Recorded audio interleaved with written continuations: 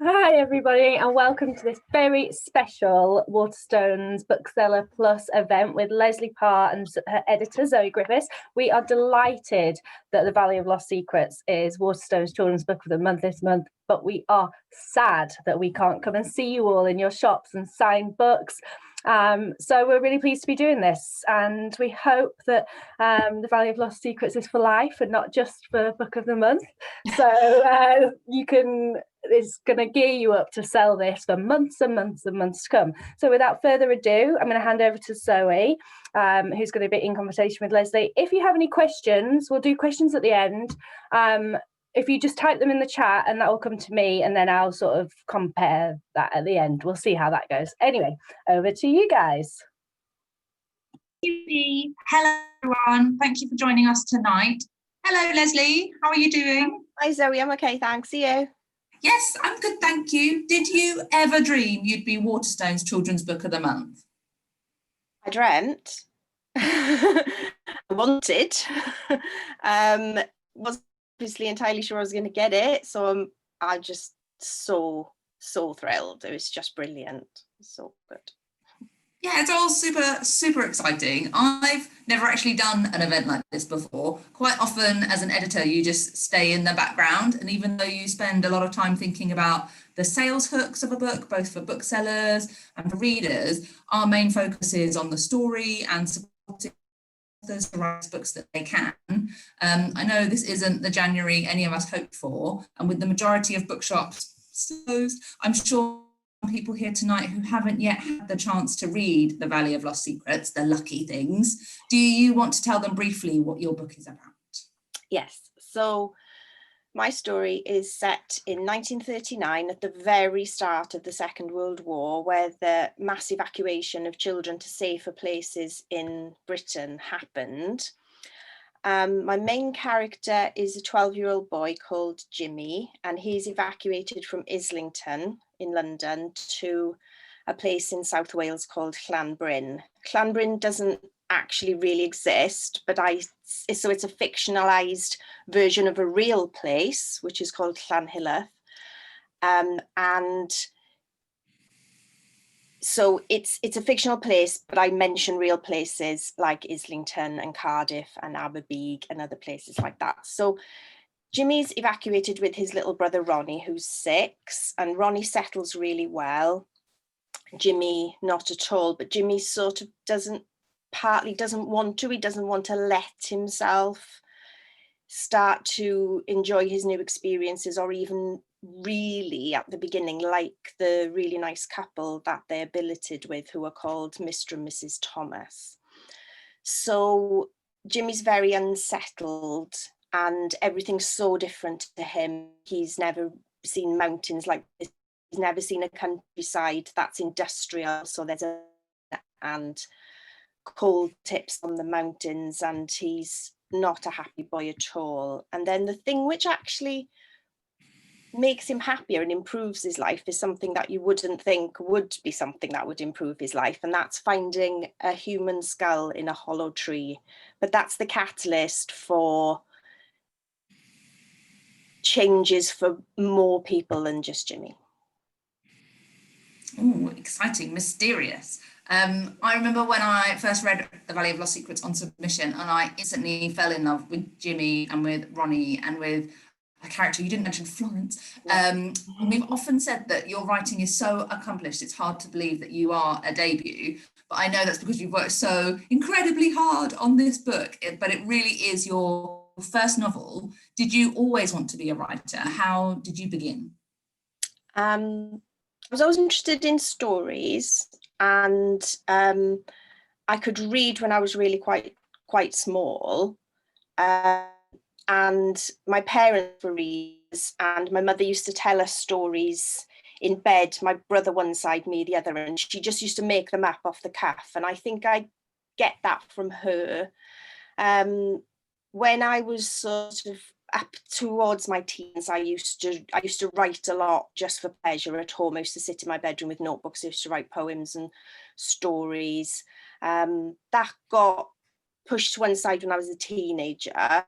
Although I don't know obviously who's out there, but there was a magazine called Smash Hits in the 80s, and I was in the pen pal section of that, and I had like over 200 replies from all over the world. So I didn't have 200 pen pals, but I had pen pals all over the place, and so I did a lot of letter writing then, and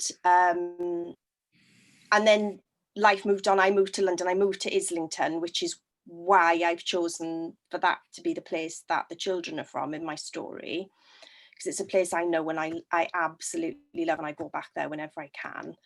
And then I became a teacher. So when you're reading and writing and concentrating on that sort of stuff all day, there isn't always the headspace to think about writing, but I think I did always want to do it. And then I made a conscious decision 10 years ago that I was going to do it. So that's when I went to a few local evening classes, and it went from there.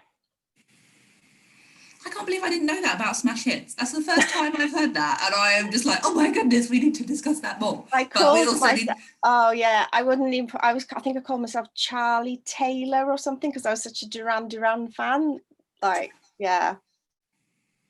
Amazing. That feels like we could do a whole talk on that, but we'll focus on the Valley of Lost Secrets. Because you did say it is set during the Second World War. Have you always been interested in that time? What did you find exciting about writing historical fiction?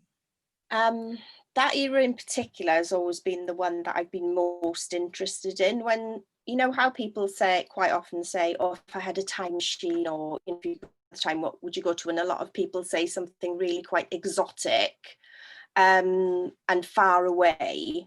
I've always just wanted to stay here and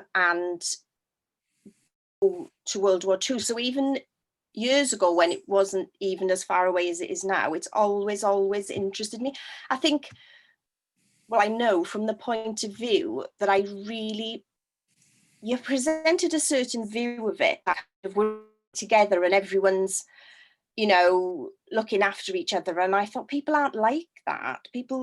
That's not the way the world works. We're sort of finding out about that now. All the brilliant things are coming to the surface, but some not so nice things are coming to the surface as well. So as a teacher as well, it was always my favourite period, because I teach primary, so I teach every subject. My favourite period of history to teach has always been World War II. And I think because the children connect with it, perhaps for the same reasons I connect with it, that at the moment it's still within living memory as well. And it's also a subject that is very child-centered as a subject to learn in school, whereas you don't learn about the children in ancient Egypt or somewhere else. But when you look at World War II, you always do think about the children. So I didn't really realise that till I was thinking about it the other day, but I think that's part of what appeals to me as well, having always worked with children all my life. I think perhaps that's what connects me slightly to it as well. Yeah, I think that's true, because I've always loved books set in the Second World War, but for me, what really made your book stand out was the people, and how you really explored every different circumstance, and the themes that you explored through all their different relationships, like friendship and brotherhood and bravery. Did you set out to include those, or did they develop as the story did, as your writing did, as you got to know your characters better? I didn't set out with any themes in mind. I don't really work like that. I definitely didn't work like that for Valley. As you've said, the characters are really important, and I'm a very, very much a character-led writer. So I'm not, as you know, Zoe, not a massive not really a planner at all, not a huge plotter until I get to the end. So the characters lead me. I always think that it doesn't really matter what happens in a story if you don't care about the people it happens to. So, and you have to feel strong feelings, whether that's, oh, you can't stand somebody, like possibly Jack in my story, or his father, or you really care about someone and you're rooting for them. So it could be the most amazing plot in the world for me, but if I don't care what happens to the people, there's no point. So it's definitely the themes evolved as the characters kind of told me what everything needed to be. Mm-hmm. Yeah, I think that makes perfect sense. I think that's so true as well. And I think that's why your writing feels so authentic, because you spend so much time exploring those people and how they'd react in all these different circumstances, rather than being like, I'm going to set out to do these things. It's actually you just following their lead, which I think just shows why they really shine and feel so alive. One of the things sorry, go. I was just going to say that I think that's why people say to me that the characters feel real, and I knew they felt real to me, so it's lovely when they feel real to other people as well, but that's because I see them all that way, and I think I try to think about all the facets of their personalities and that they have a life beyond this book. I'm just writing this part of Jimmy's life, but everybody else, so even the two old fellas who Jimmy meets in the street when he's trying to find the shop and they're talking in Welsh, in my head, like, I sort of know their background, and I know I could pluck them and put them in more in the story if I needed to, because they're all that they just really exist for me.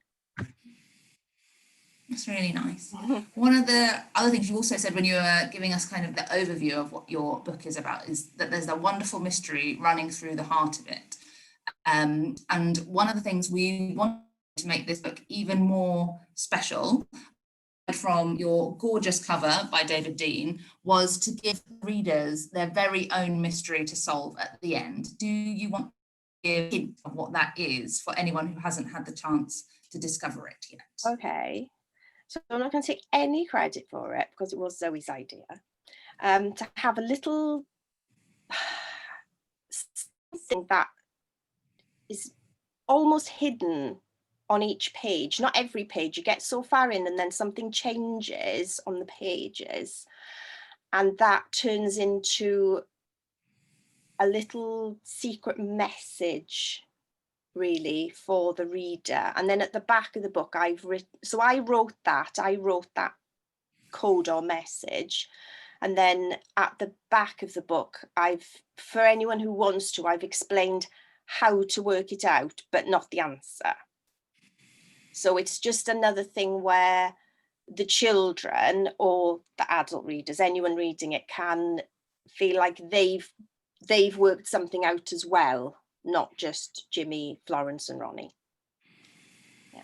I really love actually how you just took that all in your stride, when I just been like, we're going to do this extra thing. And just that, the way that you describe how to solve it just felt to me so amazing, the way that you spoke directly to your readers and how much you got those children who would be so excited to be like, oh, and there's a part for me. And I just think for anyone who picks this up, that's just an extra dimension that just makes it unforgettable. You also set the story in Wales, where you grew up. And I know you've already written an amazing blog post for Waterstones.com about how important it is to you to bring alive a community like the one you grew up in. Can you tell us a little bit more about that? Yeah. Without getting on my working class soapbox, I shall try. I just feel really strongly that as we all, and I'm sure we all do in this little event tonight, we feel really strongly that all children, all people need to see themselves represented in books. And why not represent my sort of community? So I grew up in a place that's not a coal mining town, but it's a steel town. So it's a very industrial town. That's beautiful, but got this industrial landscape as well. So I wanted to write about real working class people, not what sometimes we are represented as by people who aren't working class. So it's another form of own voices, isn't it? So it's about we're not all cutting ourselves on a council estate. We're not all miserable. We're not all struggling. I grew up in a house. Of course, some people are. I feel like I need to say, of course, some people are, and those stories need to be told as well. Experience, my people where I'm from. I grew up in a terraced house. Parents had a mortgage. We weren't poor. We weren't rich. We were like pretty much everybody else. I mean, the sort of poshest people, if you like, in my school, parents might have had professional jobs, like a teacher or somebody's dad was an optician.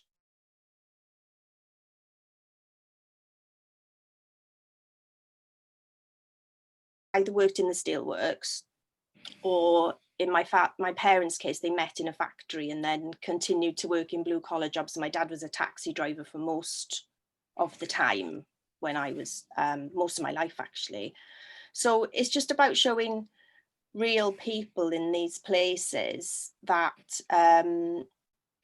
aren't miserable and poor, really. Florence has come from and so it isn't just the community they go to, it's where they come from as well. So that's very much Jimmy is a working class character as well.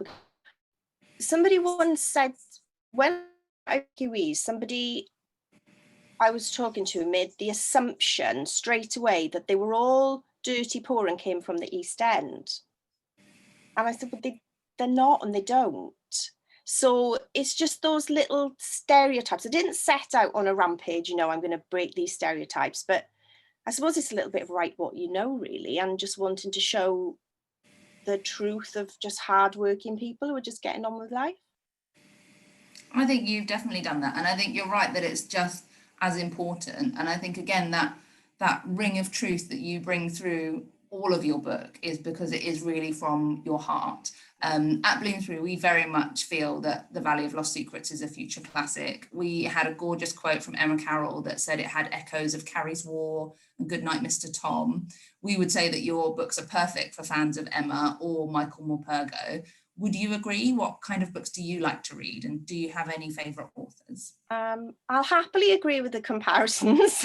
Bring them on all day long. Goodnight, Mr. Tom, in particular, because I absolutely love that book.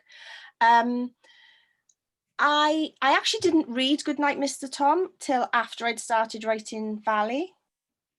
I hadn't read it when I was younger. You're so shocked then, Zoe, you froze that. I'm so sorry. I can't believe it. I hadn't seen the TV adaptation either. I didn't. So it's interesting, there are parallels where I'd already started. I haven't finished, but I'd already started Valley. Books I like to read, authors I like. I do like the ones you've mentioned, especially Emma Carroll. Since I've been writing historical, I find I'm reading more historical. So with adult books, I really like Sarah Waters, and my favourite book of the year, which I think was 2019, was The Doll Factory by Elizabeth McNeill, which is just astonishing, and her new one's out soon, so I'm going to be there waiting for that one. Children's books, I think really, again, it just, all books, all stories, TV, films, anything I do, it has to be about character again. It's got character-led strong voice. That's what I look for in a story. And I have to have, same as when I'm writing, I have to feel something for them. Otherwise, I am the sort of person who will stop reading a book. I'm not somebody who will slog through to the end, because there's just so many. Why would you keep on, really? So those are, and for funny, like I really like to read some funny things sometimes. So I love Frank Cottrell Boyce, and especially Simon James Green's Noah stories. When I was reading the first Noah book, wherever I was reading in the house, if I was, and my husband was in a different room,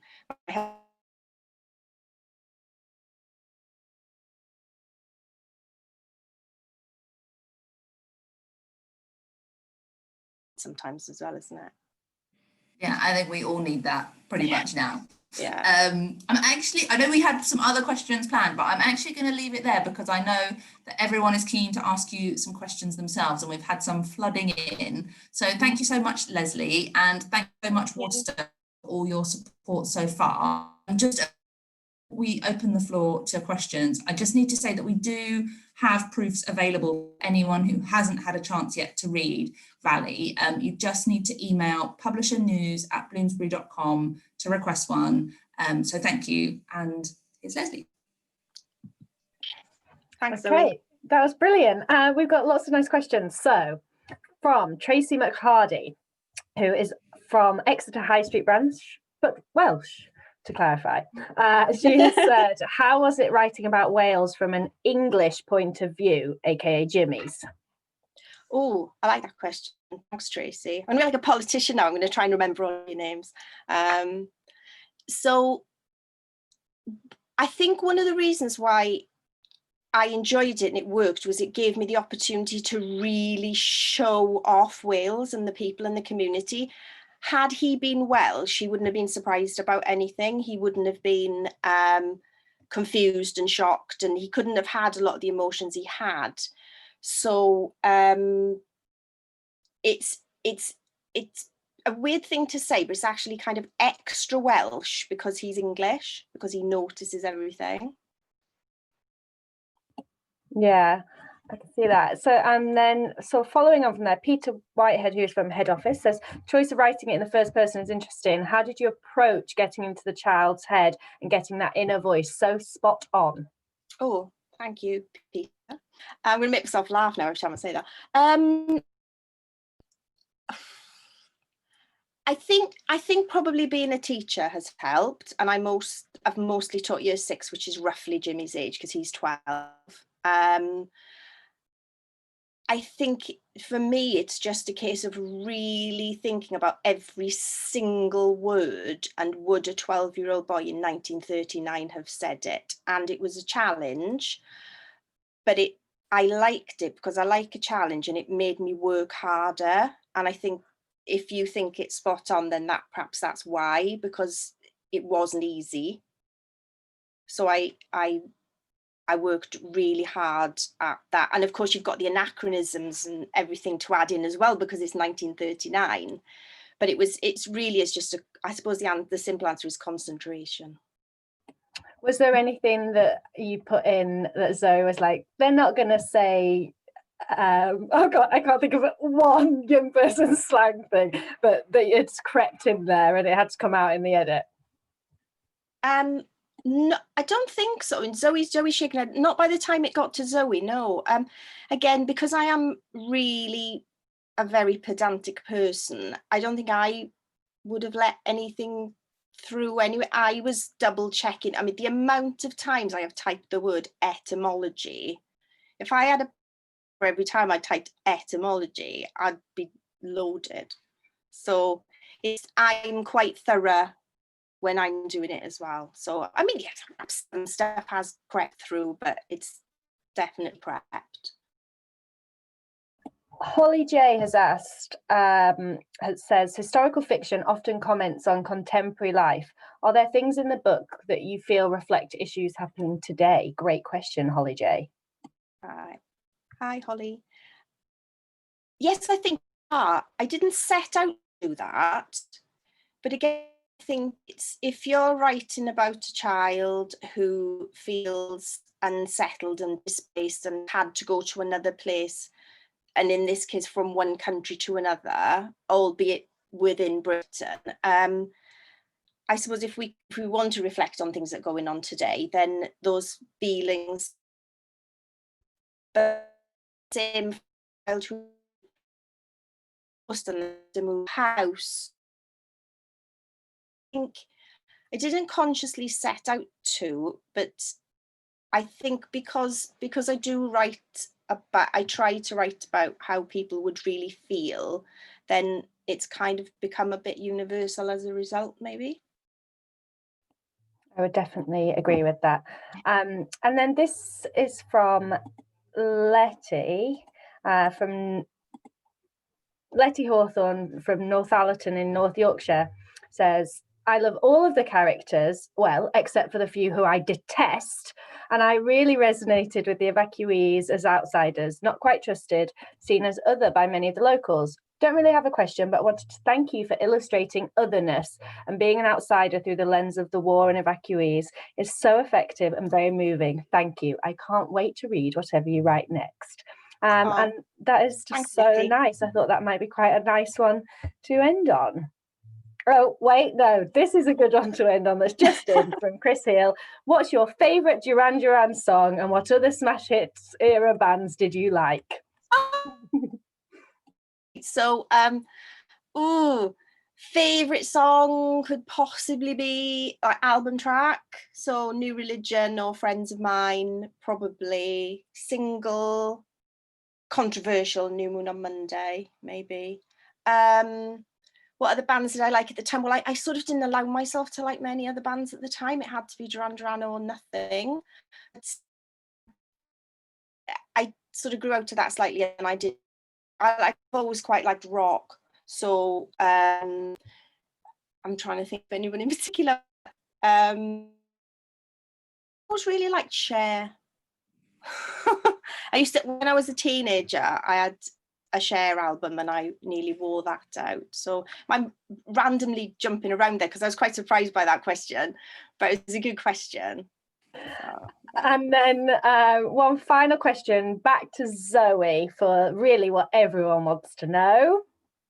Yes, and actually just because Letty gave us a little hint of it already, can you tell us, Lesley, a bit about what your next book is about, please? It's coming in January 22. What is it? It is another story set in a village, but a different village in South Wales. And it's set just after the First World War, when everyone was still reeling from the after effects of it. And it's about a girl called Natty who moves to the village with her mother to stay with relatives, and she has got to work something out. Is that it? Is that enough, Zoe? Is that okay? Yeah. It's going to be another. How much did I say? You can say a little bit more than that. It's another amazing historical mystery about people, about truth, about honesty, about friendship, about bravery. It's incredible. Would you like to say what the title is? We can say what the title is. Oh, can I? An exclusive. Yeah. I've got to get it right now. No one knows this. Hang on, let me make sure I'm saying it properly. It's going to be called When the War Comes Home. Came Home. Oh my God, did I say it wrong? I said it wrong. I promise this is only water. Yes, When the War Came Home. Because I overthought it. Yes, so it's good. It's partly to do with soldiers, partly to do with boy soldiers as well. So it's after the war and they lied and signed up when we were younger. So, but my main character's a girl this time. Exciting. Well, lots of people are saying they can't wait to read it. Got a lot of heart. Yeah, I can't wait to read it and pre-ordering it as soon as it appears. So that is so exciting. Thank you. Thank you, everybody, for taking the time on Wednesday evening. It is Wednesday, isn't it? Yeah. To come and chat to us and for all your brilliant support. We're so delighted to be Book of the Month. We can't wait to come and pester you in your bookshops when everyone's back in and come and sign stock and do lots of lovely events with you. So thank you, Lesley. Thank you, Zoe. You're a fantastic Parkinson. And we'll see you all very soon. Bye. Thank you, everybody, for coming. Bye. Bye. Bye.